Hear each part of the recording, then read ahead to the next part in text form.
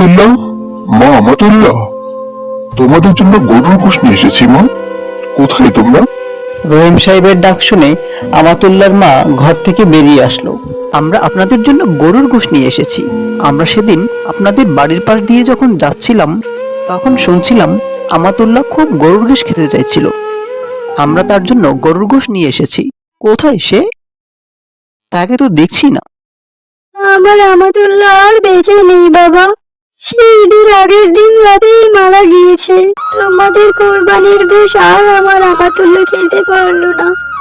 একথা শুনে আব্দুল্লাহর বাবা এবং টনি বন্ধু দীর্ঘশ্বাস ছেড়ে কষ্ট পেল।